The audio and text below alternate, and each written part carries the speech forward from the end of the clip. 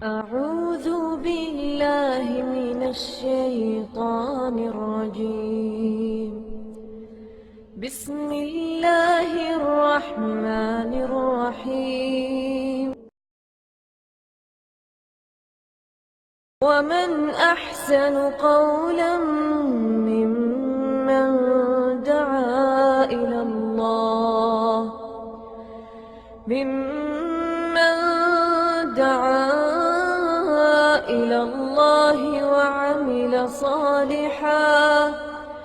وعمل صالحا وقال إنني من المسلمين.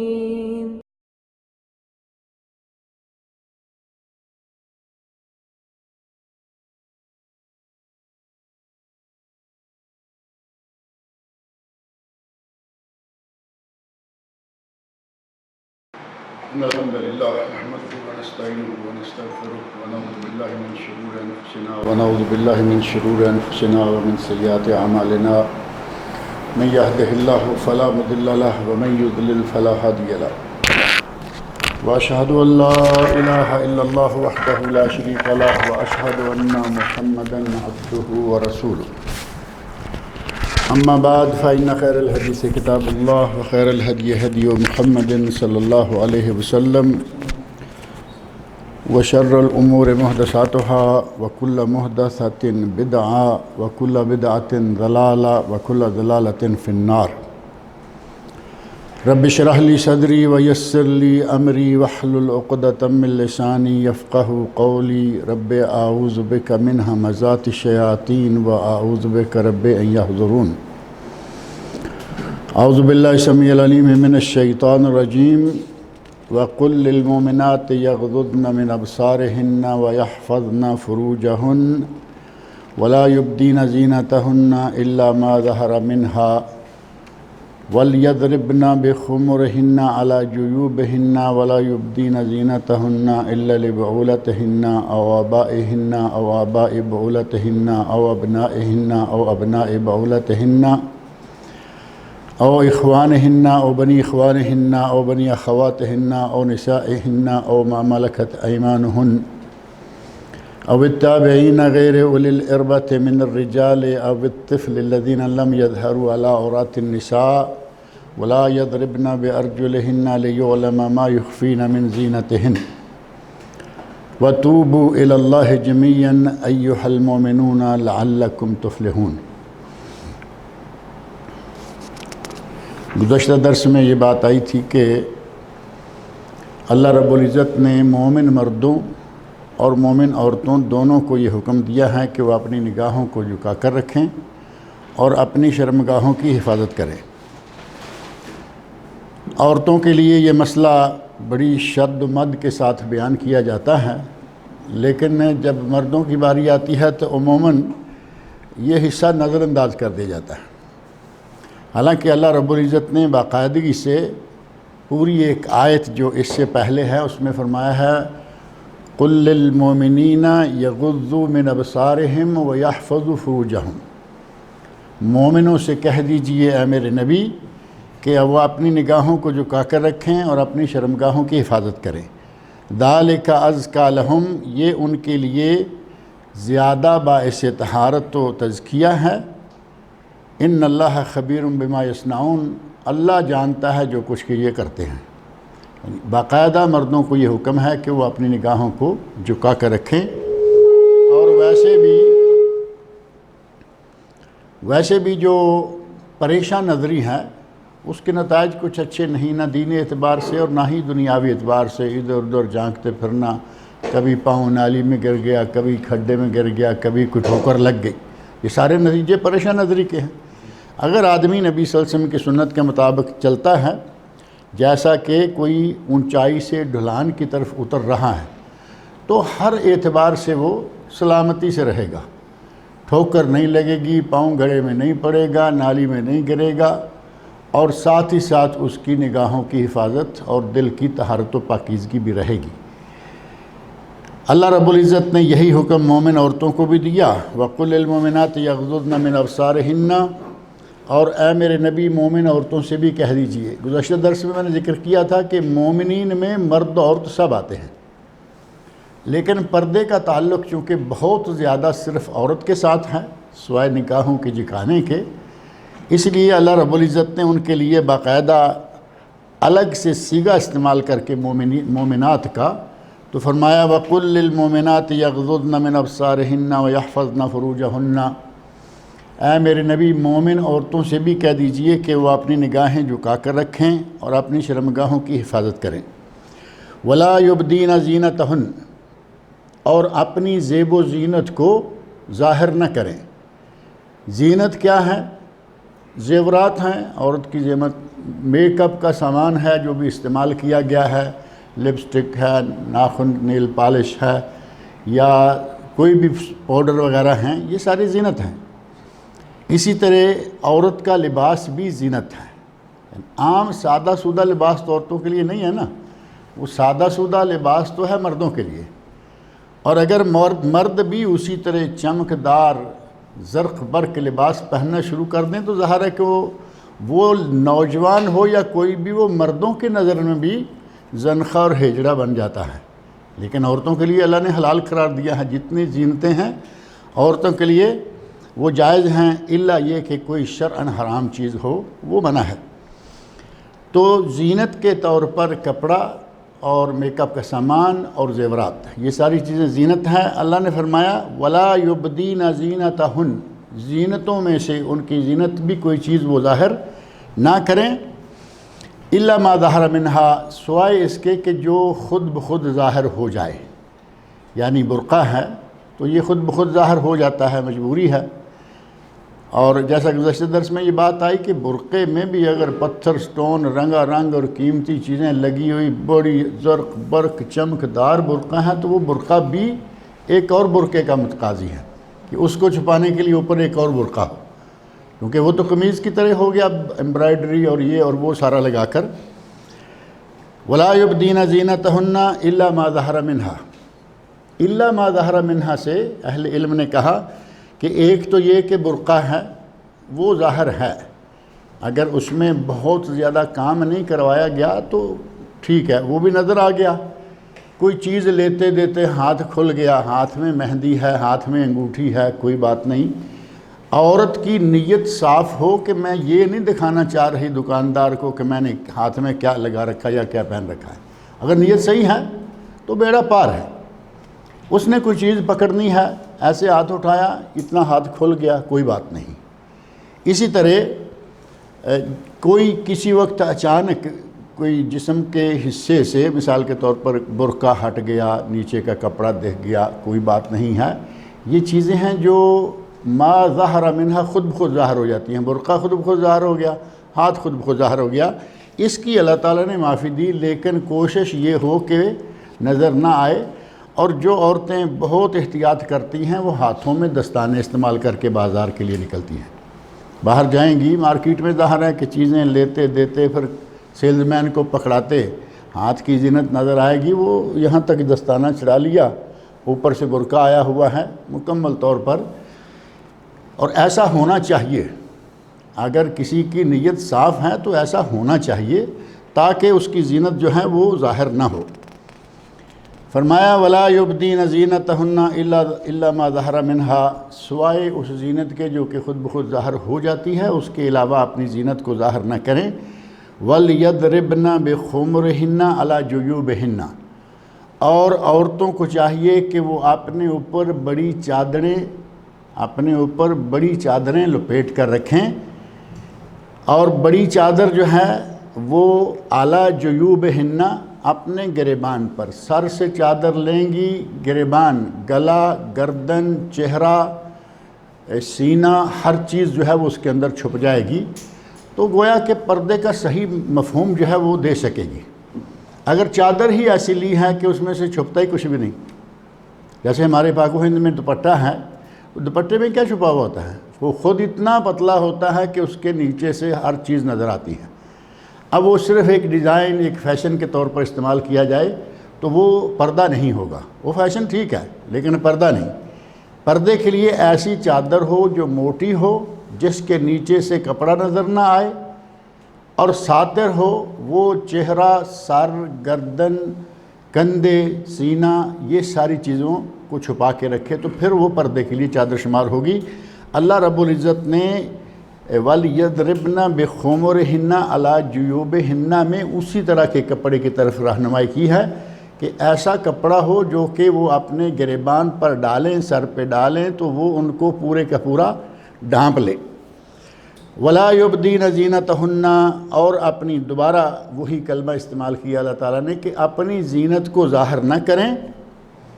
آگے کچھ وہ رشتہ دار بیان کر دیے کہ جن کے سامنے وہ زینت ظاہر کر سکتی ہیں۔ سب سے پہلے إِلَّا لِبُعُولَتِهِنَّ، اپنے شوہر کے لیے۔ اب ظاہر ہے کہ زینت تو ہوتی شوہر کے لیے ہے، اصل زینت کا مقصد تو یہ ہے کہ عورت اپنے شوہر کے لیے زیب و زینت کرے، بنے سنورے، بناؤ سنگھار کرے، اور وہ شوہر کو راضی کرنے کے لیے۔ اگر شوہر کو راضی کرنے کے لیے ہے تو ظاہر ہے کہ اس کے سامنے کھلے گی وہ زینت، اس کا زیور کھلے گا، اس کا گلا کھلے گا، اس نے کیا پہنا ہے، بال سنوارے ہیں، کیسے بنائے ہیں، یہ ساری۔ اور عورت اور مرد میں اللہ رب العزت نے کوئی فرق نہیں رکھا، عورت مرد کے بجائے میاں اور بیوی میں کہہ لیں، کیونکہ عورت مرد تو ویسے بھی ہوتے ہیں نا۔ اللہ نے میاں اور بیوی میں کوئی فرق نہیں رکھا، حتیٰ کہ قرآن میں اللہ نے فرمایا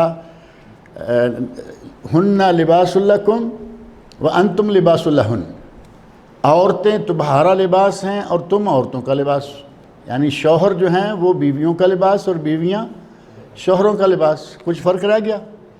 اب ان دونوں کا آپس میں چونکہ کوئی پردہ نہیں، اللہ رب العزت نے سب سے پہلے انہی کا ذکر کیا کہ جن کے سامنے زینت کھول سکتی ہیں، زینت دکھا سکتی ہیں جن کو، وہ ہیں بعولتہن، یعنی شوہر، عورتوں کے شوہر جو ہیں ان سے ان کا کوئی پردہ نہیں۔ او آبائہن، یا اپنے باپوں کے سامنے۔ اب شوہر کے لیے تو پوری عورت ہی اس کے لیے زینت ہے، اور پوری عورت اور پورا مرد، میاں بیوی آپس میں ایک دوسرے کا لباس ہیں، لیکن ہر آدمی کے لیے ساری زینت کھولنا جائز نہیں ہے۔ اب باپ ہے، اس کے سامنے سر ننگا ہو کوئی بات نہیں، گردن ننگی ہے کوئی بات نہیں، ہاتھ بازو ننگے ہیں کوئی بات نہیں، اور پاؤں اور اوپر تھوڑی بہت پنڈلی ننگی ہے، باپ ہے وہ، کوئی مسئلہ نہیں۔ لیکن جسم کے کچھ حصے ایسے ہیں جو باپ کے سامنے بھی لڑکی نہیں کھول سکتی، لہٰذا یہ فرق ذہن میں رکھیں کہ شوہر اور باپ بھائی میں کتنا فرق ہے۔ دونوں محرم ہیں آپس میں، باپ بھی محرم، بھائی بھی محرم، بیٹا بھی محرم، اور شوہر بھی محرم۔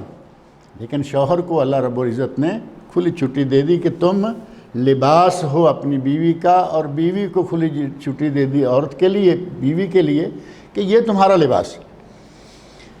تو فرمایا کہ اپنی زینت کھول سکتی ہیں اپنے شوہروں کے لیے اور اپنے آبا، اپنے باپوں کے لیے۔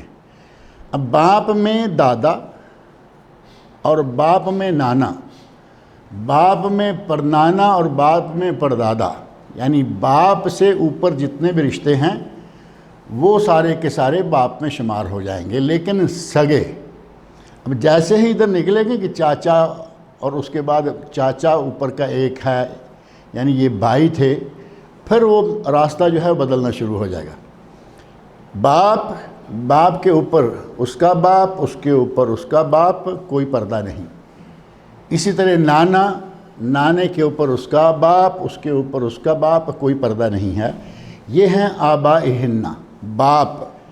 او آباء بعولتہن، یا سسر کے سامنے بھی بہو کا کوئی پردہ نہیں ہے۔ جو باپ کی طرح سسر بھی ہے، اور اصلاً سسر باپ ہی ہوتا ہے، کیونکہ شوہر کا باپ ہے تو بیوی کا باپ، اور بیوی کا باپ ہے تو شوہر کا باپ۔ عورت کے لیے اپنے سسر سے پردہ کرنا جائز نہیں ہے۔ اور ہمارے یہاں دیہات میں خاص طور پر، شاید کسی کا تعلق رہا ہو ایسے دیہات سے، دیہات میں بعض عورتیں اپنے سسر سے پردہ کرتی ہیں، اتنا لمبا گھنڈ نکال کے بیٹھتی ہیں، ادھر سسر بیٹھا ہوا ہے، لمبا پردہ نکالا ہوا ہے، اور جس کے لیے پردہ ہے، جسے موت قرار دیا بیوی کے لیے، اور وہ کون ہے؟ دیور۔ اس کے ساتھ کوئی پردہ نہیں، بلکہ بڑی انڈرسٹینڈنگ ہے۔ دیور بابی کی انڈرسٹینڈنگ ہے، وہ کھلے گپا مارتے ہیں، اور باپ جو کہ باپ ہے، شوہر کا باپ سسر باپ ہے، اللہ نے فرمایا اس سے کوئی پردہ نہیں، اس سے گھنڈ نکالا ہوا ہے، اس سے پردہ کیا ہوا ہے۔ یہ ہے جس کو کہتے ہیں الٹی گنگا بہہ رہی ہے، جہاں پردے کی بہت تاکید ہے۔ اللہ کے نبی نے فرمایا الحم والموت، دیور تو موت ہے اپنی بھابھی کے لیے۔ وہاں انڈرسٹینڈنگ، کچن میں دیور بھابھی اکٹھے کام کر رہے ہیں، کھانا پکا رہے ہیں مل کے، شوہر ہنستا ہوا، بھابھی دیور بھابھی میں بڑی انڈرسٹینڈنگ ہے۔ وہ بڑی انڈرسٹینڈنگ ہے، تم جیسے دیوس آدمی کے لیے تو انڈرسٹینڈنگ ہوگی، ورنہ یہ خالص حرام فعل ہے جو کر رہے ہیں۔ اور بڑا عام، آپ شہروں میں دیکھیں، دیہات میں دیکھیں، کھلے عام دیور بھابھی کی گپیں، اور جو افسانے ان کے پھر سامنے آتے ہیں وہ الگ سے ہیں۔ او ابنائہن، جس طرح سسر محرم ہے اسی طرح شوہر کا بیٹا بھی محرم ہے۔ شوہر کا بیٹا یعنی دوسری بیوی سے ہے لیکن شوہر کا بیٹا ہے۔ اب یہ شوہر کی بیوی ہو گئی اور وہ دوسری بیوی سے ہے، تو وہ اس کے لیے کیا ہوئی؟ ماں ہوئی نا۔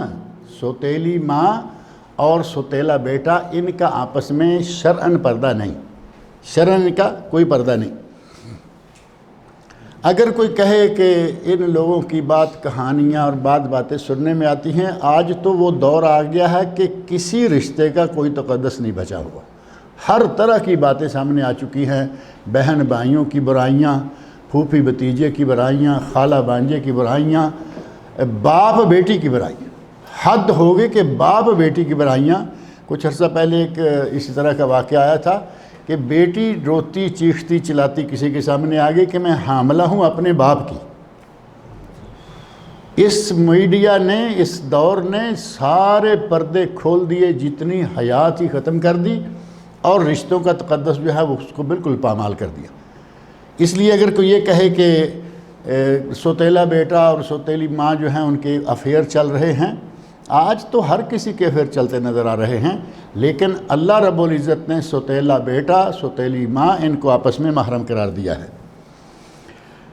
او ابناء بعولتہن او اخوانہن، بھائی ہے عورت کا، وہ سگا ہے تب بھی، وہ ماں جایا ہے تب بھی، وہ باپ جایا ہے تب بھی۔ تین طرح کے بھائی ہوتے ہیں نا، سگا یعنی شقیق، ایک ہے ماں جایا، ماں دونوں کی ایک ہے، باپ الگ الگ ہیں۔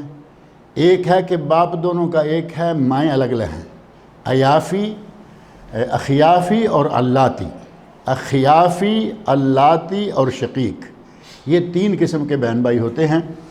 بھائی تینوں قسموں سے چاہے کس قسم کا ہے، ماں باپ ایک ہیں تب بھی، ایک ماں سے ہیں تب بھی، ایک باپ سے ہیں تب بھی، یہ آپس میں کوئی پردہ نہیں، یہ آپس میں ایک دوسرے کے محرم ہیں۔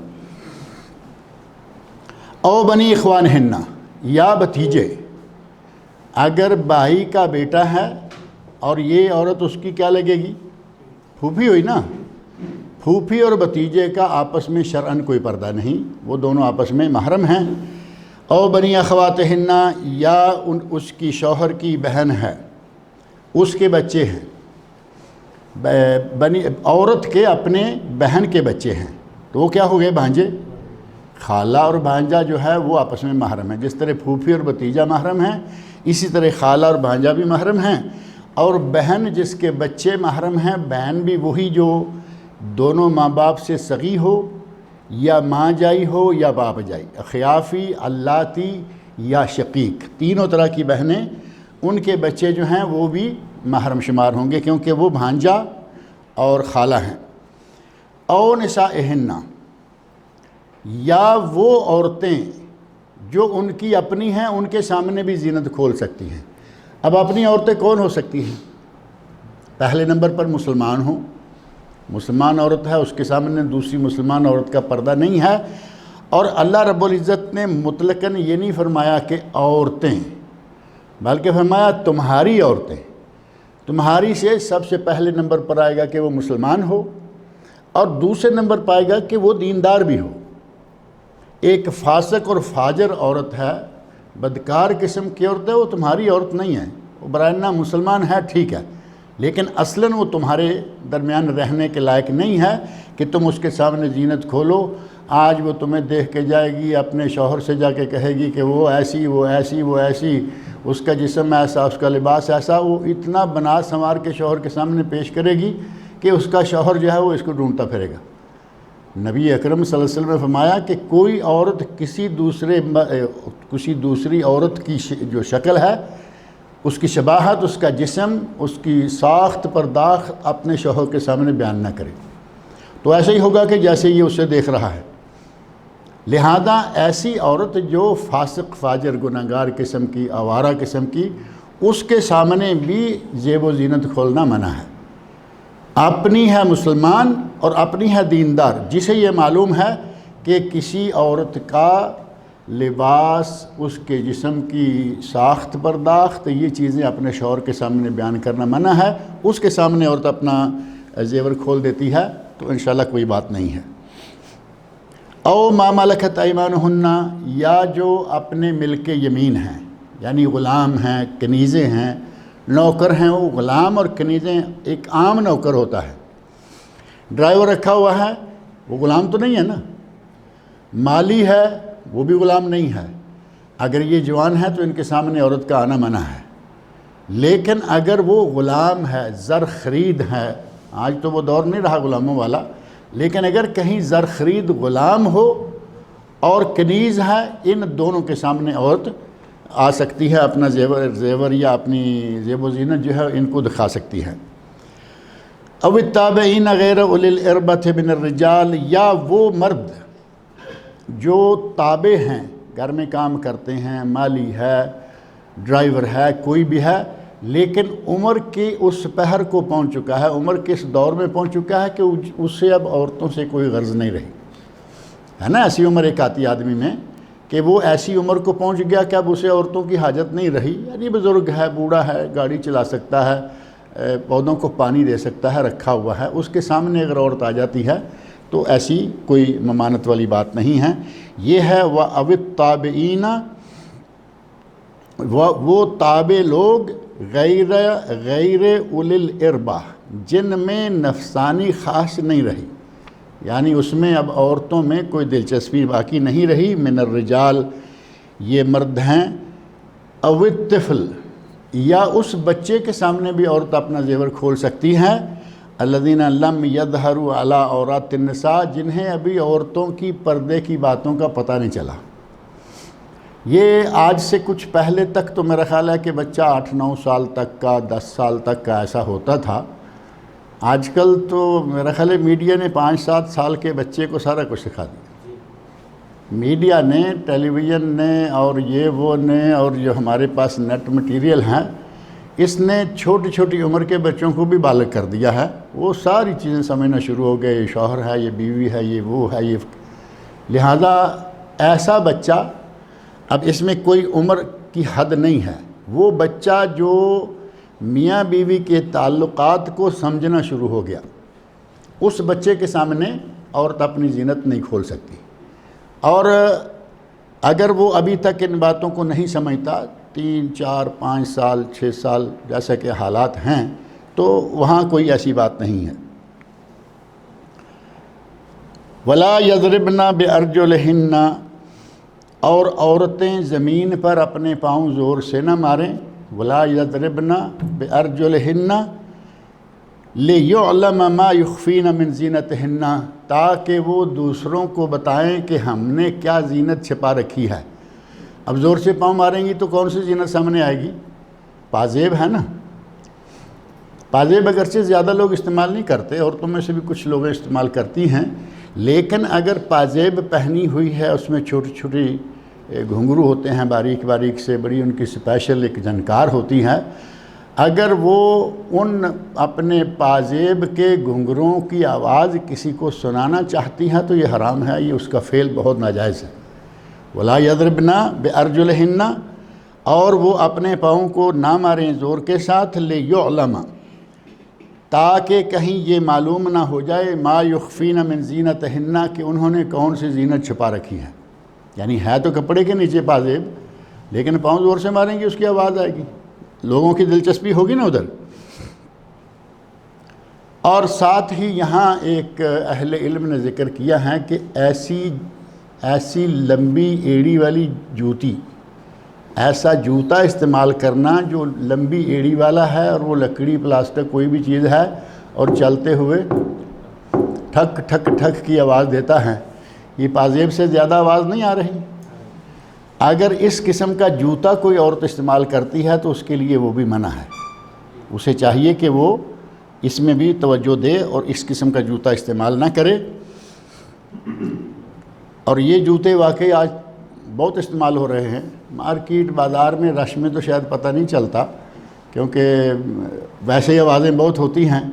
بعض دفعہ ایسا ہوتا ہے کہ کسی جگہ مثال کے طور پر دفتر ہے، کوئی دفتر میں اتنا رش نہیں ہے، لوگ آ جا رہے ہیں، لمبے کارڈور چوک بہت زیادہ دفتر ہیں، کئی مرتبہ ایسا ہوا ہے کہ اس کنارے سے عورت چلنا شروع ہوئی اور دائیں بائیں لوگ بیٹھے ہوئے ہیں، یہ ہمارے اپنے کورٹ کی بلڈنگ کی بات ہے، ادھر ادھر لوگ بیٹھے ہوئے ہیں، عورتوں کے کیس آتے ہیں درمیان میں، ادھر سے عورت نکلی اس طرف جانا ہے، سارا وقت وہ مسلسل ایک جو اس کے جوتے کی اسپیشل آواز ہے نا، ٹھک ٹھک ٹھک ٹھک مارتی، جس نے نہیں بھی دیکھنا وہ بھی دیکھتا ہے کہ یہ کیا ہے۔ اس قسم کا جوتا استعمال کرنا بھی اسی میں آئے گا کہ عورت اپنی خفیہ زینت کو دکھانے کے لیے اپنا پاؤں زمین پر زور سے نہ مارے۔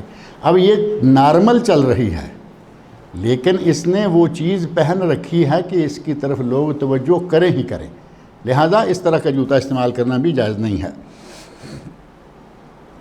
وَتُوبُوا إِلَى اللَّهِ جَمِيعًا أَيُّهَا الْمُؤْمِنُونَ، اے مومنو سارے کے سارے اللہ کی طرف توبہ طائب ہو جاؤ، لَعَلَّكُمْ تُفْلِحُونَ تاکہ تم فلاح پا جاؤ، کامیاب ہو جاؤ۔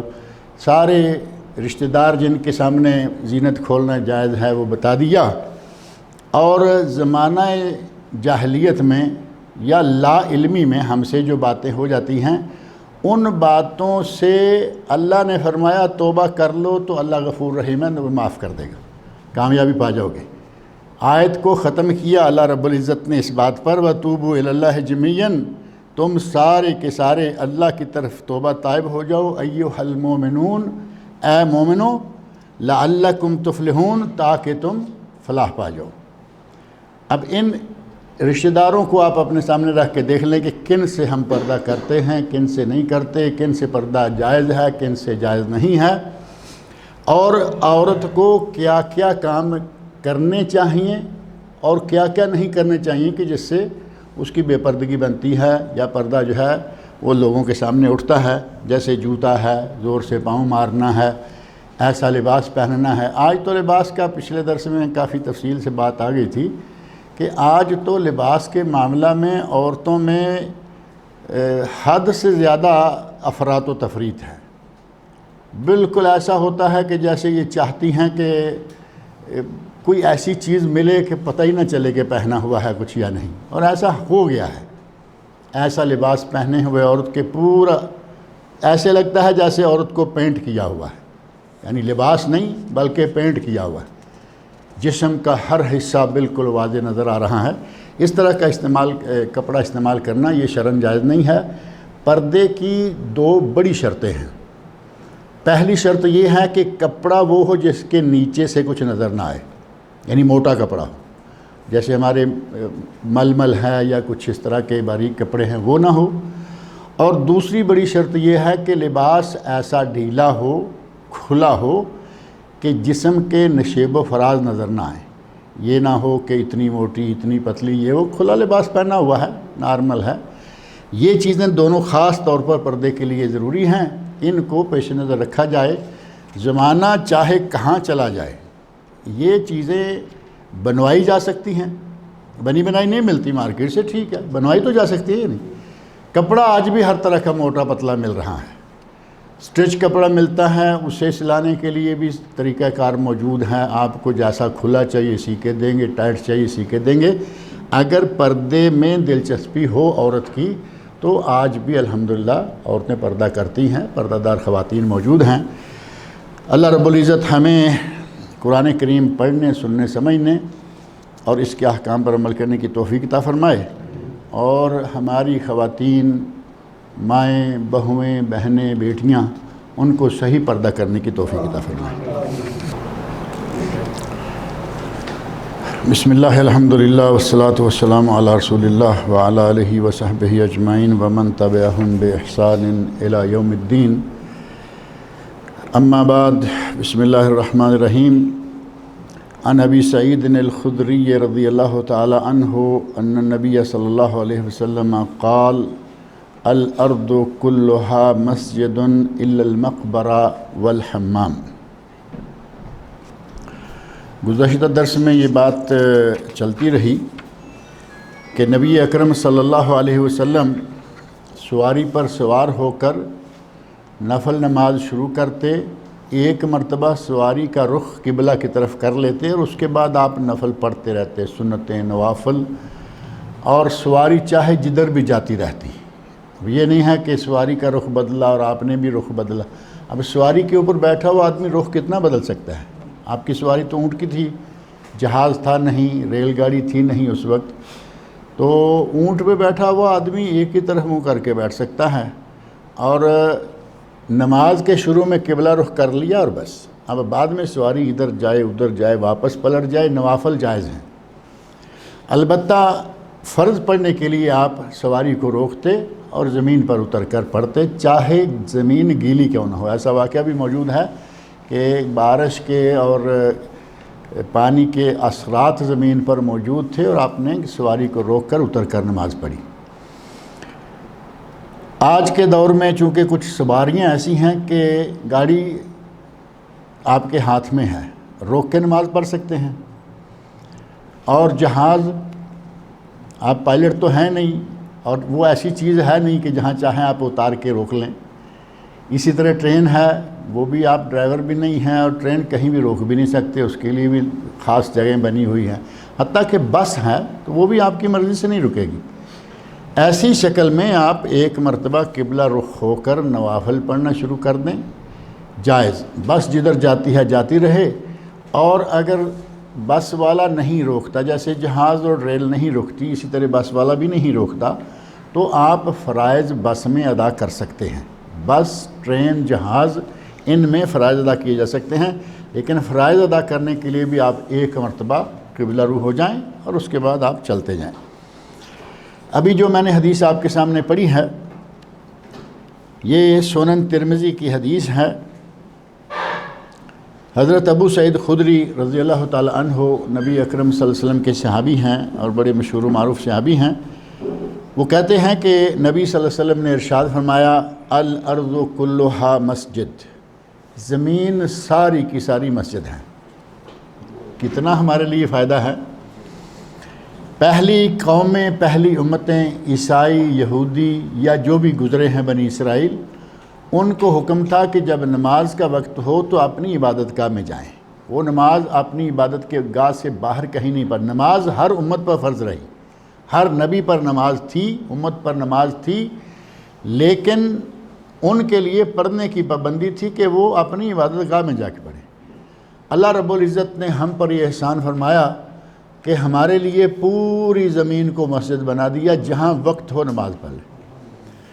اللہ رب العزت نے امت اسلامیہ کو بہت ساری چیزوں سے نواز رکھا ہے، ان میں سے ایک چیز یہ بھی ہے۔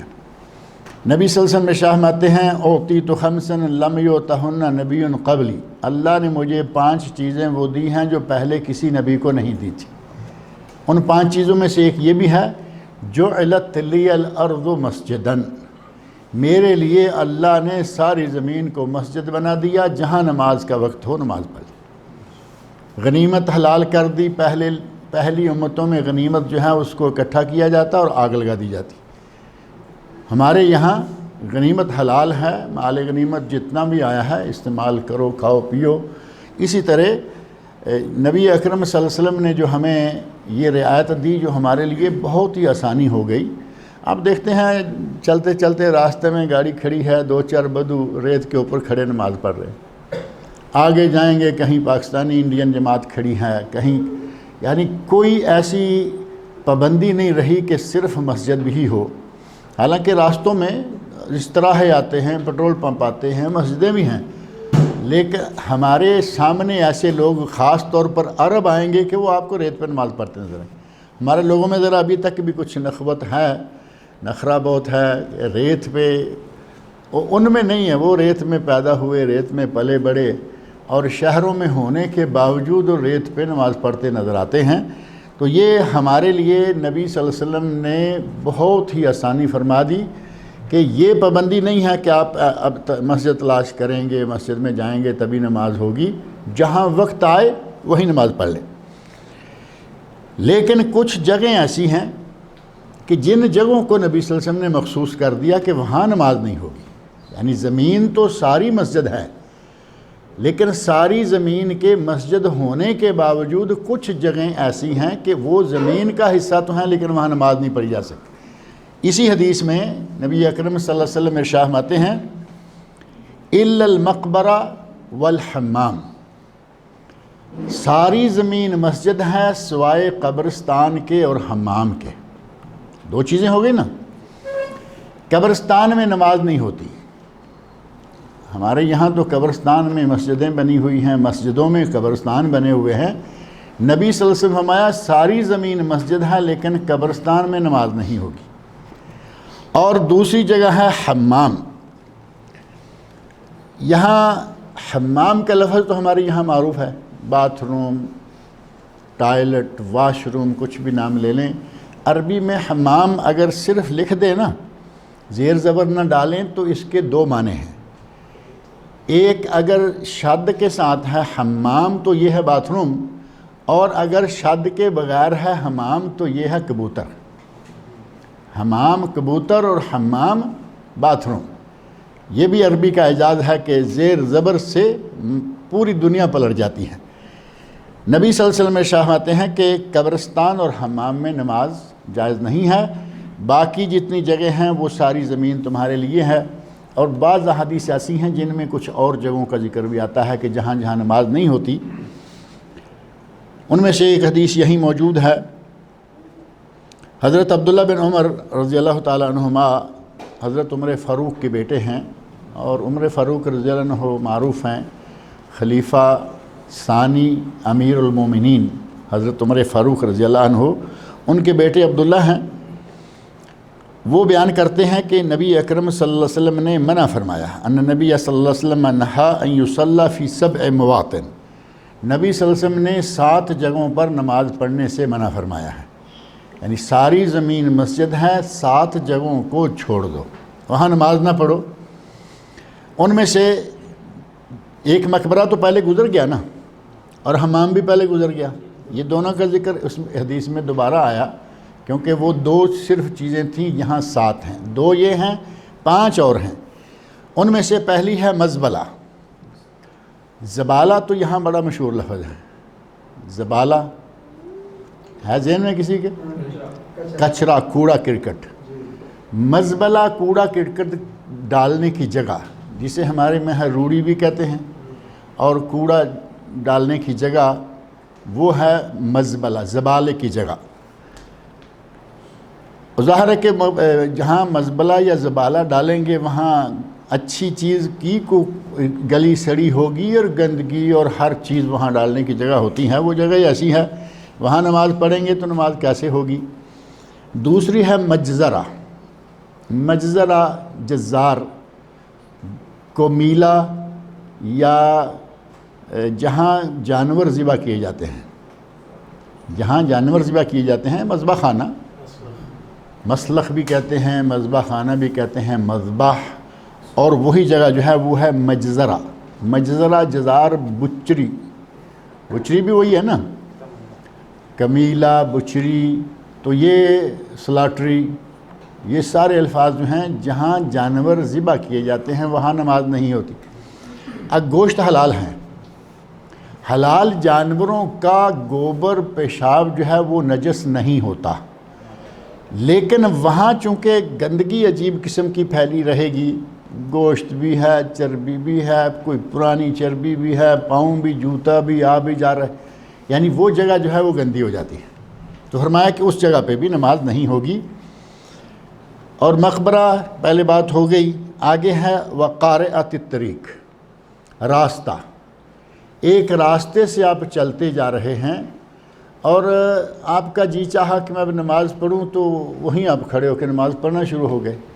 راستے پہلے ہی کافی تنگ ہوتے ہیں، اب آپ نے مصلی ڈالا تو ظاہر ہے کہ روک لیا۔ کتنے لوگوں کو آپ نے پریشان کر دیا صرف اس وجہ سے کہ آپ نماز پڑھنے لگے ہیں۔ تو ایسی شکل میں آپ لوگوں کے لیے اذیت کا باعث بنیں گے، لوگوں کے لیے اذیت کا باعث بننا جائز نہیں ہے، لہذا آپ قارعۃ الطریق راستے پر نماز نہ پڑھیں۔ نبی صلی اللہ علیہ وسلم فرمایا کہ کچھ کام ایسے ہیں جو کہ باعث لعنت ہیں۔ باعث لعنت کاموں میں سے راستے پر بول و براز کرنا اور سائے میں بول و براز کرنا۔ درخت ہے، سایہ ہے، گرمی ہے، کوئی آتے جاتے بیٹھے گا، آپ نے دیکھا کہ گرمی ہے اور میں باہر بیٹھوں گا دھوپ لگے گی، آپ نے اپنی کارروائی درخت کے سائے کے نیچے ڈال دی، بول و براز کرنا۔ فرمایا اب جتنے لوگ آئیں گے دعا مانگیں گے اس کے لیے کہ اچھا کر کے گیا، بد دعائیں دیں گے نا، لعنتیں کریں گے۔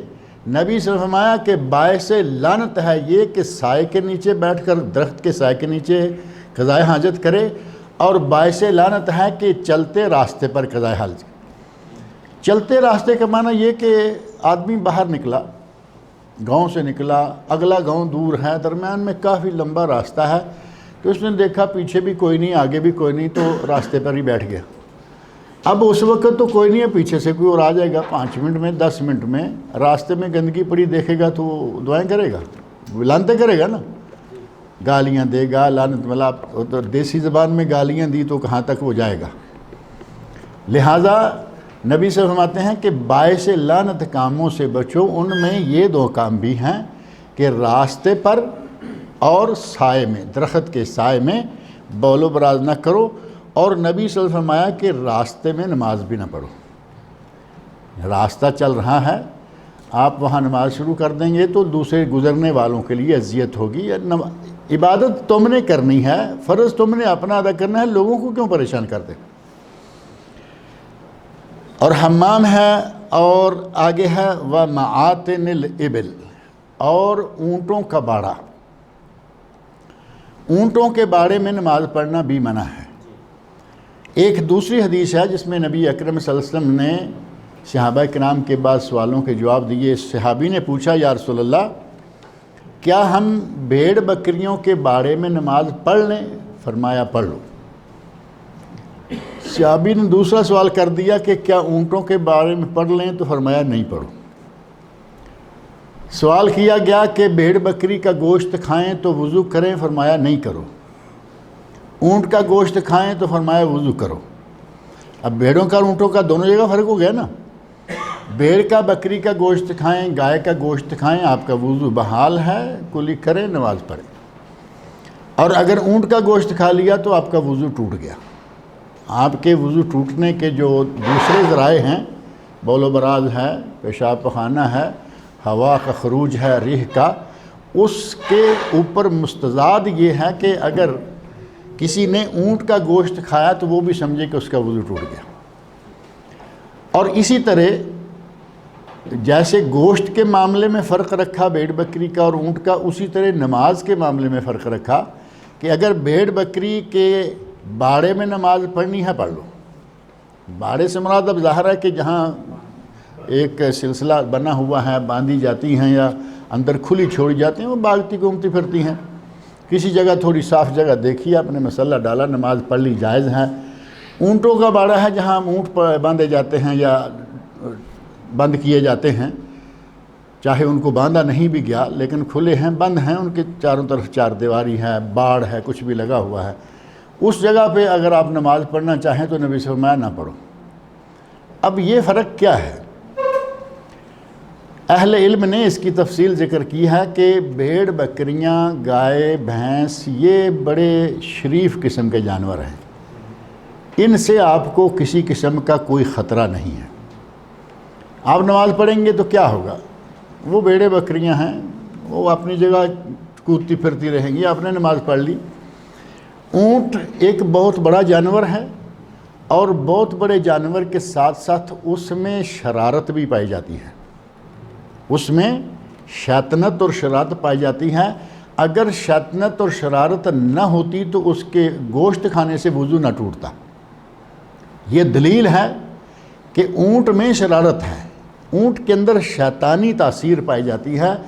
اگر وضو ٹوٹتا ہے تو اس کا سبب صرف وہ تاثیر ہے، ورنہ وہ بھی گوشت ہے، وہ بھی گوشت ہے، وہ بھی حلال ہے، وہ بھی حلال ہے، لیکن اس میں شیطان کا ایک اثر ہوتا ہے، لہذا اس کا گوشت کھائیں تو وضو کریں اور اس کے بارے میں نماز نہ پڑھیں۔ ہو سکتا ہے کہ آپ نماز پڑھنے لگیں اور اس میں شرارت آ جائے، وہ تو اتنا بڑا جانور ہے، اوپر سے اس نے منہ ڈالا سر کو، کیا کرے گا؟ جیسے کرین کو چیز اٹھا کے لے جاتی ہے، اسی طرح وہ پکڑ کے کہیں ایسا نہ ہو کہ تمہیں باڑے سے باہر مارے اور کوئی ہڈی پسلی ٹوٹ گئی، جان بھی جا سکتی ہے۔ لہذا نبی صلی اللہ علیہ وسلم فرمایا کہ اونٹ کے بارے میں نماز نہ پڑھو۔ وَفَوْقَ ظَهْرِ بَيْتِ اللَّهِ، اور بیت اللہ شریف کی چھت پر بھی نماز نہ پڑھو۔ اب چھت پر نماز پڑھنے کا موقع تو ظاہر ہے کہ کہاں آتا ہوگا، یہی ہو سکتا ہے کہ لوگ جس وقت غلاف کعبہ بدلتے ہیں، اوپر کھونٹے وونٹے باندھ رہے ہوتے ہیں، اسے شاید وقت آ جائے، لیکن نیچے جماعت کھڑی ہے، اس کو اوپر کیا پڑھنے کی ضرورت ہے؟ اور نہ پڑھنے کی وجہ یہ ہے کہ نمازی کا منہ قبلہ کی طرف ہونا چاہیے، اور اس کا منہ کہاں ہے؟ اس کے سامنے تو قبلہ ہے ہی نہیں نا، یہ تو چھت پر قبلے کے اوپر کھڑا ہے۔ اگر ایک آدمی جہاز میں ہے، ایک آدمی بہت بلندی پر ہے، لیکن اسے معلوم ہے کہ میرے سامنے قبلہ ہے، اب یہ تو قبلے کے اوپر کھڑا ہے، اس کے سامنے قبلہ نہیں آتا، لہٰذا اس کے لیے نماز صحیح نہیں ہے۔ بیت اللہ شریف کے اندر نماز صحیح ہے، بیت اللہ شریف کے اندر نماز صحیح ہے، کیونکہ اندر جہاں بھی پڑے گا آگے قبلہ ہوگا، دیوار موجود ہے، قبلے کا حصہ موجود ہے، یہاں پڑے وہاں پڑے، اس کونے میں پڑے اس کونے میں پڑے، اس کے سامنے قبلہ ہے۔ اور نبی اکرم صلی اللہ علیہ وسلم کا بیت اللہ کے اندر نماز پڑھنا ثابت ہے، نبی صلی اللہ علیہ وسلم نے بیت اللہ کے اندر نماز پڑھی ہے، اور صحابہ کرام کے بیانات موجود ہیں کہ چند صحابہ بھی ساتھ داخل ہوئے اندر، اور انہوں نے وہ جگہ بھی بتائی باقاعدہ کہ اس جگہ پر نبی صلی اللہ علیہ وسلم نے اس طرف منہ کر کے نماز پڑھی تھی۔ تو بیت اللہ کے اندر اگر موقع ملے تو کو پڑھ لے، کسی خوش نصیب کو کبھی موقع مل سکتا ہے، لیکن چھت پہ نماز نہیں ہوگی۔ اب یہ 7 جگہ ہوں گئی، ایک کوڑا کرکٹ ڈالنے کی جگہ، دوسری بچری یا مذبح خانہ جہاں جانور ذبح کیے جاتے ہیں، تیسری مقبرہ یا قبرستان، چوتھی چلتا ہوا راستہ، پانچویں حمام، چھٹی اونٹوں کا باڑہ، اور ساتویں بیت اللہ کی چھت۔ ان سب جگہوں پر نماز پڑھنے کی ممانعت ہے۔ امام ترمذی رحمۃ اللہ علیہ نے اس حدیث کو روایت کیا اور کہا کہ اس کی سند میں اگرچہ ضعف ہے، اس کی سند میں ضعف ہے، لیکن اہل علم نے کہا کہ نبی صلی اللہ علیہ وسلم نے ساری زمین کو مسجد قرار دینے کے ساتھ کچھ جگہوں کو مستثنیٰ کیا ہے، اور ان جگہوں کو مستثنیٰ کرنے میں ان جگہوں میں سے ہر جگہ کے بارے میں واضح بات سمجھ میں آتی ہے کہ کیوں منع کیا گیا۔ 7 جگہوں میں کلیئر ہے نا کہ کیوں منع کیا گیا ہے۔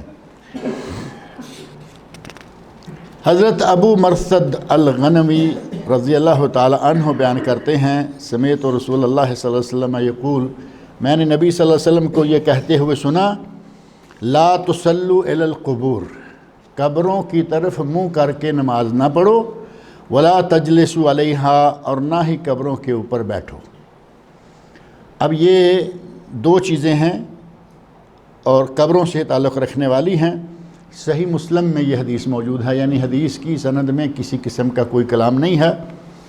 بخاری اور مسلم وہ 2 کتابیں ہیں جن کو صحیحین کہا جاتا ہے، صحیح ترین احادیث کے 2 مجموعے، اور ان میں سے بھی صحیح بخاری جو پہلی کتاب ہے اس کے بارے میں علماء امت کا اجماع ہے، یعنی امت کے سارے فرقوں کے علماء مانتے ہیں، سوائے ایک پارٹی کے، وہ مسلمانوں میں تو شمار ہوتی ہے یا نہیں، وہ ہیں شیعہ، کیونکہ اہل سنت فرقے مراد ہوں گے۔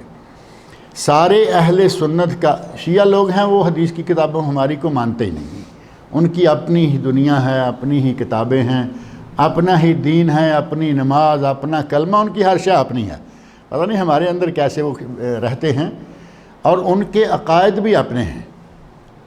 اگر ان کے عقائد پہ آپ تھوڑا سا بھی غور کریں تو پھر تعجب ہوتا ہے کہ ہمارے یہاں رشتے لینا دینا لوگ نارمل ان کے ساتھ رہتے ہیں، بیٹیاں دیتے ہیں، بیٹیاں لیتے ہیں۔ لینے والی بات تو سمجھ میں آتی ہے کہ گھر میں لا کے بہو کو سیدھا کر لیں گے، دیتے بھی ہیں، جب کہ وہ حضرت جبرائیل کو غلط مانتے ہیں کہ جبرائیل علیہ السلام نے آنا تھا علی پر وحی لے کر، لے گیا نبی کے پاس، غلطی کی جبرائیل نے۔ وہ یہ بھی مانتے ہیں کہ قرآن کریم ناقص ہے، نعوذ باللہ، یہ 40 سپارے تھا، 30 رہ گیا، 10 سپارے کم ہیں، کہاں گئے؟ بٹ صاحب کو پتہ ہوگا کیا کہتے ہیں؟ کہتے ہیں کہ عائشہ رضی اللہ عنہ بنت ابی بکر رضی اللہ عنہ ان کی بکری کھا گئی تھی، 10 سپارے حضرت عائشہ کی بکری کھا گئی، اور وہ 10 سپارے بھی کون سے تھے؟ جن میں حضرت علی رضی اللہ عنہ کے بارے میں فضائل اور مقام بیان کیا گیا تھا۔ یعنی کتنی پڑھی لکھی بکری تھی، پورے قرآن سے چن کر وہ آیتیں کھائیں جہاں حضرت علی کا ذکر ہے، ان کے فضائل کا تذکرہ ہے۔ ان بدبختوں سے تو پھر بکری زیادہ سمجھدار ہے، اسے پتہ چل گیا کہ کہاں کہاں علی رضی اللہ عنہ کا ذکر ہے، اور یہ سیدھا ہی 10 سپارے کہتے ہیں، 10 سپارے کم۔ اب جو آدمی یہ عقیدہ رکھے اور حضرت علی رضی اللہ عنہ کو انسان نہیں بلکہ الہ مانے، جو علی رضی اللہ عنہ کو الہ مانے، اس کو مسلمان کیسے مانیں گے؟ لیکن ہمارے اندر کچھ اس طرح ان کی مکسنگ ہے کہ لوگ رشتے بھی دے رہے ہیں، لے بھی رہے ہیں، چلنا اٹھنا بیٹھنا سارا چلتا رہتا ہے۔ بہرحال نبی اکرم صلی اللہ علیہ وسلم کی یہ حدیث جو ہے، لا تصلوا الی القبور، قبروں کی طرف منہ کر کے نماز نہ پڑھو، قبروں کی طرف منہ کر کے نماز نہ پڑھو۔ صحیح مسلم کی حدیث جیسا میں نے ذکر کیا، صحیح بخاری سب سے صحیح ترین، امت اسلامیہ کا میں اجماع ذکر کر رہا تھا، اس بات پر ہے شیعہ کو چھوڑ کر تمام اہل سنت فرقوں کا، کہ دنیا میں قرآن کریم کے بعد صحیح ترین کتاب اگر کوئی ہے تو وہ بخاری شریف، اور بخاری شریف کے بعد دوسرا درجہ مسلم شریف کا، اور ان دونوں کے مجموعے کو کہتے ہیں صحیحین، یعنی حدیث کی صحیح ترین کتابیں۔ ان میں سے مسلم میں یہ حدیث ہے، لا تصلوا الی القبور، قبروں کی طرف منہ کر کے نماز نہ پڑھو، ولا تجلسوا علیہا، اور نہ ہی قبروں پر بیٹھو۔ اب قبروں کی طرف منہ کر کے نماز پڑھنا، قبرستان کے اندر نماز پڑھنا، قبرستان کے اندر مسجد بنانا، منہ کہاں جائے گا؟ قبروں کی طرف ہی جائے گا نا۔ قبرستان کے اندر آپ نے مسجد بنائی تو منہ جو ہے وہ کچھ قبروں کی طرف جائے گا، ساری کی طرف نہ صحیح۔ اور مسجد کے اندر قبرستان بنا لینا، مسجد کے احاطے میں ہمارے پاکستان انڈیا میں بہت سارے مولوی دفن ہیں، مسجدوں کے احاطے میں، تو قبرستان بن گیا نا وہ۔ اور نبی صلی اللہ علیہ وسلم فرماتے ہیں کہ قبرستان کی طرف منہ کر کے نماز نہ پڑھو۔ اہل علم نے لکھا ہے کہ قبرستان میں نماز پڑھنا یا اس مسجد میں نماز پڑھنا جس میں قبریں ہوں، یہ دونوں طریقے جو ہیں وہ جائز نہیں ہیں۔ اور ہمارے تقریباً جتنی بڑی مساجد شمار ہوتی ہیں یا بڑے بڑے پیروں کی اور بزرگوں کی مسجدیں ہیں، سب قبروں والی، ان کے اپنے باپ دادے انہی مسجدوں کے اندر دفن ہیں۔ ایسی مسجدوں میں نماز پڑھنا جائز نہیں ہے جو قبر پر ہو یا جن میں قبر ہو۔ اور فرمایا کہ قبرستان یا قبروں کی طرف منہ کر کے نماز نہ پڑھو، ولا تجلسوا علیہا، اور نہ ہی قبر پر بیٹھو۔ قبر پر بیٹھنے کے کئی ایک طریقے بتائے گئے ہیں۔ قبر پر بیٹھنے کے ایک طریقہ یہ ہے کہ آدمی سیدھا سیدھا قبر پہ بیٹھ جائے، ایک طرف قبر کھودی جا رہی ہے، دوسری طرف آدمی کھڑا تھا، تھکا اور قبر کے اوپر بیٹھ گیا، جیسے کرسی بنا لیا، یہ منع ہے۔ دوسرا بیٹھنے کی شکل یہ ہے کہ آدمی لیٹا، اس نے تکیہ بنا لیا، وہ بھی قبر کے اوپر بیٹھ گیا۔ تیسرا یہ ہے کہ قبرستان پر اس نے مجاور بن کر، قبر کی خدمت کرنے کے لیے مجاور بن کر بیٹھ گیا، تو وہ بھی قبر پر ہی بیٹھا ہوا ہے، اس کا کھانا پینا، اس کا سارا سلسلہ اسی قبر کے ساتھ متعلق ہے۔ یہ سارے کے سارے کام اس حدیث کی روح سے منع ہے۔ مجاور بن کے بیٹھ نہیں سکتا، اس کو ٹیک لگا کے بیٹھ نہیں سکتا، اس کو تکیہ بنا کے بیٹھ نہیں سکتا، اور اس کے اوپر بیٹھنا تو ظاہر نظر آتا ہے کہ بہت ہی غلط۔ قبر پر بیٹھ نہیں سکتا، قبرستان میں بیٹھ کے تاش کھیل سکتا ہے۔ ہمارے یقین جانے بہت ساری جگہیں ایسی ہیں کہ قبرستان میں جو لوگ خالی جگہ دیکھ کر گاؤں سے نکلے، قبرستان میں جا کے بیٹھ گئے، درخت بھی ہوتے ہیں، سایہ بھی ہوتا ہے، گرمیوں کے موسم میں گھاس بھی نیچے اچھی ہے، اوپر جا کے چادر بچھائی، اس کے اندر تاش کھیلنا، کیرم کھیلنا شروع کر دی۔ اللہ تعالیٰ سے ڈرنا چاہیے، یہ تو قبرستان ہے، عبرت حاصل کرنی چاہیے۔ وہاں جا کے گیمیں کھیلتے ہیں، کھیل کھلاڑی جتنے جو ہیں وہ وہاں جا کے بن جاتے ہیں۔ نبی اکرم صلی اللہ علیہ وسلم نے ان چیزوں سے سختی سے منع فرمایا ہے۔ وعن ابی سعید الخدری رضی اللہ تعالی عنہ قال قال رسول اللہ صلی اللہ علیہ وسلم اذا جاء احدکم المسجد، اگر جس وقت تم میں سے کوئی شخص مسجد میں آئے، فلینظر، تو اسے چاہیے کہ وہ دیکھے، یعنی مسجد میں آیا تو وہ دیکھے اگر اس نے جوتا پہنا ہوا ہے۔ ظاہر ہے کہ آج کے دور میں جوتا پہن کر نماز پڑھنے کا رواج نہیں، مسجد میں قالین ہیں، صاف ستھری مسجد ہے تو لوگ باہر جوتا اتار کے آتے ہیں، لیکن اگر کوئی ایسا آدمی ہے کہ وہ اپنا جوتا صاف ستھرا پاتا ہے، مسجد میں جوتے سمیت آنا چاہتا ہے، اس کے لیے نبی صلی اللہ علیہ وسلم کی ہدایت ہے کہ مسجد میں آ کے پہلے وہ اپنے جوتے کو چیک کرے۔ فَلْيَنْظُرْ، اسے چاہیے کہ وہ دیکھے۔ فَإِنْ رَآ فِي نَعْلَيْهِ أَذًا أَوْ قَدَرًا فَلْيَمْسَحْهُ، اگر وہ دیکھتا ہے کہ جوتے کو کچھ لگا ہوا ہے، یعنی کوئی گندی چیز یا کوئی غلاظت، کوئی ایسی چیز لگی ہوئی ہے، فَلْيَمْسَحْهُ، تو وہ اسے صاف کرے۔ مسح کا معنی رگڑ کر صاف کرنا یا پانی کے ساتھ سمجھ لیں گے دھونا۔ اصل غرض یہ ہے کہ جوتے میں اگر کوئی چیز لگی ہوئی ہے تو اس کو دھوئے بغیر اس میں نماز نہیں پڑھ سکتا، اور اگر کچھ نہیں لگا ہوا تو آپ نے فرمایا نماز پڑھ سکتا ہے۔ نبی صلی اللہ علیہ وسلم جوتے سمیت نماز پڑھا کرتے تھے، صحابہ کرام جوتے سمیت نماز پڑھا کرتے تھے۔ ہمارے یہاں اگر ایسا کوئی کر بیٹھے، یہاں عربوں میں تو چلتا ہے، کیونکہ یہاں آپ کو کبھی پولیس والے کبھی فوج والے نماز پڑھتے نظر آئیں گے۔ ہمارے یہاں میرا خیال ہے پولیس والا ہو یا فوج کا آدمی ہو، چاہے جنرل بھی کیوں نہ ہو، اگر جوتے سمیت مسجد گیا تو جنرل صاحب مسجد سے باہر جائے ہی جائے، چاہے ان کو اٹھا کر باہر پھینکنا پڑے، کیونکہ ہمارے یہاں تو یہ تصور ہی نہیں ہے کہ جوتے سمیت نماز پڑھی جا سکتی ہے، جبکہ نبی صلی اللہ علیہ وسلم جوتے سمیت نماز پڑھتے تھے، صحابہ کرام پڑھتے تھے، اور کوئی ایک آدھ نہیں پڑھتے تھے بلکہ اکثر لوگ جوتے سمیت پڑھتے تھے۔ نبی اکرم صلی اللہ علیہ وسلم نے ایک واقعہ ایسا پیش آیا، آپ نے نماز پڑھائی، ظاہر ہے کہ آپ تو امام ہوتے تھے، امامت کرائی جوتے سمیت، صحابہ کرام جو ہیں وہ بھی جوتے پہنے ہوئے تھے۔ آپ کو نماز کے دوران حضرت جبرائیل امین علیہ السلام نے آ کے کہا کہ اللہ کے رسول آپ کا جوتا صاف نہیں ہے، راستے میں آتے ہوئے کوئی چیز لگ گئی، آپ نے جوتا پاؤں سے نکالا اور اپنے ایک سائیڈ میں رکھ دیا، یعنی وہ مسجدیں بھی تو آپ کو معلوم ہے کنکریٹ اور ریت اور رمل، نیچے کوئی قالین وغیرہ تو تھے نہیں، جوتا نکال کے ایک سائیڈ میں رکھا اور نماز جاری رکھی، سلام پھیرا اور اپنی سنت جو تھی اس کے مطابق گما کے اپنے صحابہ کی طرف رخ انور کیا، چہرہ مبارک صحابہ کی طرف کیا، دیکھا کہ ان کی صفوں میں سب کے ساتھ جوتے نکالے ہوئے پڑے۔ آپ نے پوچھا کہ تم لوگوں نے جوتے کیوں نکال دیے؟ تو کہنے لگے یا رسول اللہ آپ نے نکالا، ہم نے بھی نکالا، یعنی وہاں وجہ پوچھنے والی بات نہیں تھی، نبی صلی اللہ علیہ وسلم کو جو کرتے دیکھا وہ کرتے تھے۔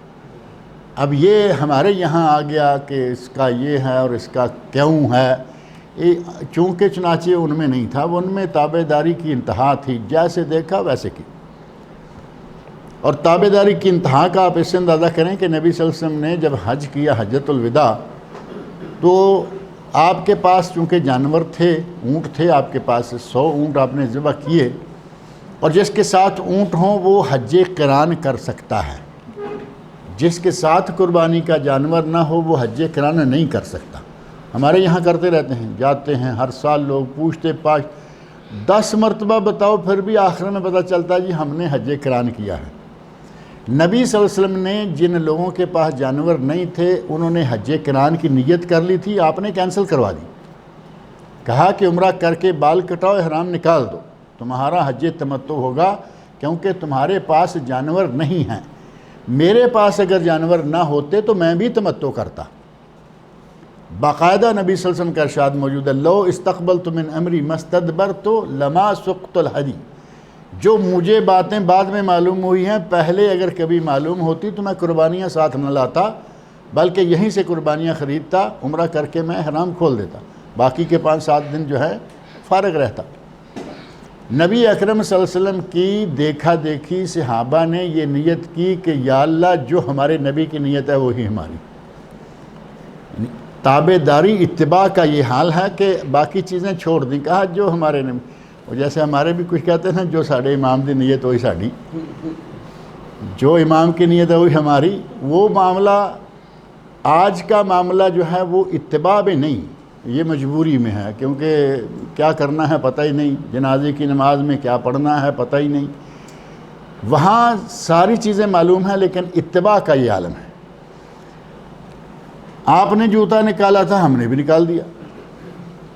آپ نے فرمایا کہ مجھے جبرائیل نے آ کے بتایا تھا کہ جوتے میں کچھ لگا ہوا ہے، میں نے تو تب نکالا تھا، تم نے ہم نے آپ کو دیکھا اور ہم نے نکالا۔ یعنی لگتا ہے کہ صحابہ کرام بکثرت جوتے کے ساتھ نماز پڑھا کرتے تھے اور نبی صلی اللہ علیہ وسلم پڑھا کرتے تھے، ہمارے یہاں یہ بہت بڑا جرم ہو گیا ہے۔ نبی صلی اللہ علیہ وسلم فرماتے ہیں کہ اگر تم میں سے کوئی دیکھے کہ اس کے جوتے کو کوئی چیز لگی ہوئی ہے، اذن او قدرن، گندگی ہے یا کوئی بھی ایسی دوسری چیز ہے، فَلْيَمْسَحْهُ، تو وہ اس کو پونچھ لے، اچھی طرح پونچھ لے، وَلْيُصَلِّ فِيهِمَا، اور پھر اس میں نماز پڑھ لے۔ یعنی رگڑ کر پونچھ کر صاف ہونے والی چیز ہے رگڑ کر صاف کر دے، پونچھ لے، دھو کر صاف ہونے والی ہے دھو کے صاف کر لے، اور وہ نماز اس میں پڑھ سکتا ہے، ممانت والی کوئی بات نہیں ہے۔ ابو داؤد اور ابن خزیمہ میں یہ حدیث ہے، اس کے علاوہ دیگر کئی حدیث کی کتابوں میں بھی موجود ہے، مستدرک امام حاکم میں ہے، اور امام حاکم نے کہا کہ یہ شرط کے اعتبار سے صحیح مسلم پر برابر اترتی ہے، یعنی صحیح سند سے یہ بات ثابت ہے۔ اور حضرت ابو ہریرہ رضی اللہ عنہ بیان فرماتے ہیں، اذا وطئ احدکم الاذى بخفیہ فطہورہما التراب، اگر کسی کے جوتے کو کچھ لگ جائے اور وہ چلتا جا رہا ہے، چلتے چلتے اگلی مٹی نے اس کے جوتے کو صاف کر دیا تو اس کا جوتا صاف ہو گیا۔ دین کتنا آسان ہے کہ یہاں کچھ گندگی لگ گئی ہے، آپ چلتے جا رہے ہیں، گندگی کا نام و نشان مٹ گیا، آپ کا جوتا صاف ہے، اب کوئی چیز دیکھنے کو نظر نہیں آ رہی، آپ کو کچھ کرنے کی کوئی ضرورت نہیں ہے۔ اللہ رب العزت مجھے اور آپ سب لوگوں کو نبی صلی اللہ علیہ وسلم کے ارشادات پڑھنے، سننے، سمجھنے اور ان پر عمل کرنے کی توفیق عطا فرمائے۔ جزاکم اللہ و بارک فیکم۔ محرم رشتہ داروں میں جو رضائی ماں بچے ہوتے ہیں دودھ پلاتی ہیں، رضائی ماں جو ہے وہ بھی محرموں میں سے ہے، اس کے بچے جو ہیں وہ بھی محرم ہیں۔ بالکل صحیح آپ نے کہا کہ رضائی ماں جو ہے وہ ماں کے درجے میں ہوتی ہیں، اس کے بچے جو ہیں وہ بھی محرم ہوتے ہیں۔ اچھا شیخ صاحب جڑا گھر وچ ہی دفن کرنا مر گیا تے گھر وچ گھر دے وچ دفن کرنا منع ہے، اگر وہ مسلمان ہے تو مسلمانوں دے قبرستان سے جاوے، انہوں مسلمانوں دے قبرستان چوں کیوں ڈر ہوندا ہے، کیوں گھبراتا ہے مسلمانوں کے قبرستان میں جانے سے؟ جڑا یہ آکھے بھئی علی نبی جڑا اے آکھے علی نبی ہے وہ علی کول جائے، وہ علی کول جائے پھر انہاں گھر ہی دفن، ساڈے مسلمانوں دا کی تعلق ہے وہ نال؟ وہ شیعہ سی تے پھر انہاں گھر ہی دفن کر۔ ظاہر ہے کو اپنے گھر ہی رہ سکتا تھا، اس سے مسلمانوں کے قبرستان میں تو جگہ ملنی نہیں تھی۔ جو آدمی حضرت علی رضی اللہ عنہ کو نبی مانتا ہے، نبی تو کیا شیعہ باقاعدہ الہ مانتے ہیں، ان کی کتابوں میں یہ باتیں موجود ہیں، علی الہ ہیں، علی نبی ہیں، جبرائیل غلط ہیں، قرآن ناقص ہیں، یہ سارے عقائد ایسے ہیں کہ ان عقائد کا رکھنے والا آدمی مسلمان نہیں ہو سکتا۔ علامہ ابن تیمیہ رحمۃ اللہ نے اس لیے کہا کہ یہ نہ کہو کہ سارے شیعہ کافر ہیں اور یہ نہ کہو کہ سارے شیعہ مسلمان ہیں، جن کے عقائد ہیں یہ وہ کافر ہیں، جن کے عقائد یہ نہیں ہیں وہ کافر نہیں ہیں، ان میں تشیع پایا جاتا ہے، شیعہ نہیں ہے، یعنی شیعہ کی کچھ باتیں پائی جاتی ہیں جو فرقہ زیدیہ ہے۔ فرقہ زیدیہ شیعہ میں ایک ایسا فرقہ ہے کہ جس کا اہل سنت کے ساتھ کوئی اختلاف نہیں، سوائے ایک بات کہ حضرت علی کو پہلے آنا چاہیے تھا، ان کی فضیلت اتنی ہے کہ ان کو پہلا خلیفہ ہونا چاہیے تھا، ابو بکر صدیق، عمر فاروق، عثمان غنی پھر ان کے بعد آنے چاہیے تھے۔ اور یہ ظاہر ہے کہ ایک اجتہادی مسئلہ ہے، اس میں کوئی ایسی بات نہیں ہے، لہٰذا اس ایک فرقے کو چھوڑ کر جو کہ بہت کم ہے، یمن میں تھوڑے سے لوگ ہیں، شاید کہیں اور بھی ہوں گے، ان کے علاوہ جتنے بھی شیعہ ہیں ان کے عقائد یہی ہیں چاروں جو موٹے موٹے ہیں۔ تبرہ حضرت ابوبکر صدیق، عمر فاروق اور ان دونوں کی بیٹیاں، اب ان کی کتابوں میں یہاں تک لکھا ہوا ہے، یقین مانے کہ وہ الفاظ نقل کرنے کو بھی یہ نہیں چاہتا، اللہم لعن صنمِ قریش وابنتیہما، اے اللہ قریش کے 2 بڑے بتوں اور ان کی بیٹیوں پر لعنت فرما۔ اب یہ کون ہیں؟ ابو بکر صدیق، عمر فاروق، عائشہ رضی اللہ عنہ اور حضرت حفصہ رضی اللہ عنہم اجمعین۔ اتنی بدبختی جن لوگوں کے قلم میں، زبان میں اور دل میں ہے، وہ مسلمان کیسے ہوں گے؟ امام مالک رحمۃ اللہ سے پوچھا گیا کہ جو صحابہ کو گالیاں دیتا ہے تو فرمایا وہ فاسق ہے، گناہ گار ہے۔ کہا جو عائشہ کو گالیاں دیتا ہے فرمایا وہ کافر ہے، کیونکہ عائشہ کی فضیلت میں اللہ نے قرآن نازل کیا۔ جو ان کو گالی دیتا ہے وہ قرآن کو جھٹلاتا ہے، وہ مسلمان ہو ہی نہیں سکتا۔ اور یہ سارے کر رہے ہیں، کوئی ایک نہیں، سارے کر رہے ہیں۔ پھر ایسے آدمی کا جنازہ تو نہیں پڑھنا چاہیے، ایسے آدمی کا جنازہ نہیں پڑھنا چاہیے۔ ایسے آدمی کے ساتھ ملنا جلنا جو ہے وہ ایسے ہی رکھیں جیسے ہمارا ہندوؤں، سکھوں، عیسائیوں کے ساتھ ہوتا ہے، کیونکہ وہ مسلمان نہیں ہیں۔ اچھا تو شیخ جڑا بندہ ایک سرین بے نمازی، سرین بے نمازی نہیں، مسلسل اور پکا بے نماز ہے تو وہ بھی مسلمان نہیں ہے۔ سرین تو مراد یہ ہے کہ چھوڑتا ہے، پڑھتا ہے، نظر آتا ہے کہ چھوڑ بھی دیتا ہے، کبھی پڑھ بھی لیتا ہے، اسے نہیں کہا جا سکتا کہ وہ کافر ہے۔ لیکن اگر وہ پکا بے نماز ہے، کچھ لوگ جمعہ پڑھ لیتے ہیں، کوئی عید پڑھ لیتے ہیں، کچھ لوگ عید جمعہ بھی نہیں پڑھتے، اس کے کافر ہونے میں کیا شک ہو سکتا ہے؟ نبی صلی اللہ علیہ وسلم فرماتے ہیں العہد الذی بیننا و بینہم ترک الصلاۃ، ہمارے اور کافروں کے درمیان جو اصل عہد ہے وہ ہے نماز کا، جو پڑھے گا مسلمان، جو نہ پڑھے گا وہ غیر مسلم کافر۔ اور اسی طرح فرمایا من ترک الصلاۃ متعمدا فقد کفر، جس نے جان بوجھ کر نماز چھوڑ دی اس نے کفر کیا۔ اور جان بوجھ کے پکا چھوڑے رکھے تو کون ہو گیا پھر؟ وہ کافر ہوا نہیں۔ علامہ عثیمین رحمۃ اللہ علیہ، محمد بن صالح العثیمین جو قسیم کے تھے اور سعودی عرب ممالک اور اب ساری دنیا میں معروف ہیں کیونکہ ان کی کتابیں اردو انگلش بہت زیادہ ترجمے ہو چکے ہیں، ان کا اس موضوع پر ایک رسالہ ہے باقاعدہ مستقل کہ تارک نماز کا حکم کیا ہے۔ اس میں انہوں نے پوری تفصیل کے ساتھ لکھا ہے کہ تارک نماز کافر ہے، تارک نماز کی بیوی کو اس سے طلاق خلا لے لینا چاہیے، اس کے ساتھ نہیں رہنا چاہیے، اور اگر یہ مر جائے تو اسے مسلمانوں کے قبرستان میں دفن نہ کیا جائے، جنازہ نہ پڑھا جائے، اور اس کی جتنی جائیداد ہے وہ بیت المال میں جمع کی جائے، اس کی اولاد کو اس میں سے حصہ لینے کا حق نہیں ہے، کیونکہ اولاد مسلمان ہے اور یہ کافر ہے۔ یہ تفصیلی رسالہ جو ہے اردو میں بھی چھپ چکا ہے، تارک نماز کا حکم کیا ہے۔ اچھا تو شیخ صاحب وضو کر کے بندہ کنگھی کر سکتا ہے داڑھی کو سے؟ وضو کر کے کنگھی کرنے میں کوئی ممانعت نہیں ہے، کنگھی سے وضو تھوڑا ٹوٹتا ہے، بال کو ٹوٹے گا تو کوئی بات نہیں ہے۔ آپ نے احرام باندھا ہوا ہے اس وقت بچیں، احرام باندھ کے کنگھی نہ کریں کیونکہ بال توڑنے کا سبب بنے گا، لیکن عام وضو کر کے آپ سر کو کنگھی کریں، داڑھی کو کنگھی کریں، بال ٹوٹے نہ ٹوٹے کوئی مسئلہ نہیں، وہ کوئی بات نہیں۔ کہیے جنازے کی نماز پڑھ سکتے ہیں مقبرہ میں؟ کہاں پر؟ مقبرہ میں، قبرستان میں جنازے کی نماز پڑھ مسجد وہ اصل میں تو پوری نماز نہیں ہوتی، وہ اس میں کوئی سجدہ نہیں ہے، کچھ بھی نہیں ہے، لیکن اس کے لیے بھی الگ سے جگہ بنی ہوتی ہے قبرستان کے باہر، اور اگر قبرستان قبر کے پاس کھڑے ہو کے جو پڑھتے ہیں تو بھی انشاءاللہ اس میں چونکہ سجدہ شمار نہیں ہوتا، وہ دعا ہے۔